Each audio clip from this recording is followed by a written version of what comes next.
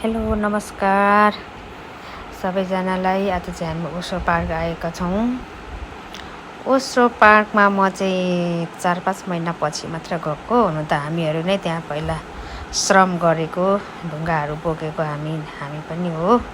धराने जनताहरू एकदम धेरै सपोर्ट गर्नुभयो र देश विदेशमा रहनुहुने सबैजना नेपाली दाजुभाइहरूले पनि सहयोग गर्नुभएको। दाजुभाइ दिदीबहिनीहरू सबैजनाले सहयोग गरेर हाम्रो माननीय हर्क साम्पाङको अग्रतामा बनेको पार्क।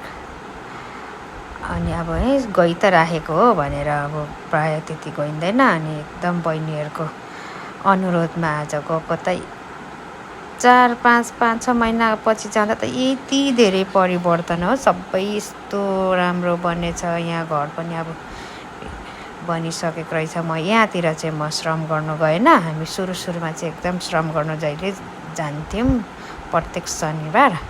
अहिले चाहिँ म श्रम दान गर्नु खासै गएको छैन, भ्याएको पनि छुइनँ। कति धेरै राम्रो भएछ, कति धेरै परिवर्तन भएछ है। अनि एकदम रमाइलो भयो।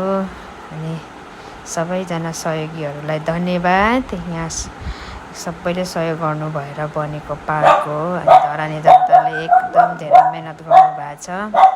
अनि टाढाबाट देश विदेशमा रहनुहुने पाहुनाहरू आएर पनि सबैजनाले श्रम गर्नुभएको छ, सहयोग गर्नुभएको छ।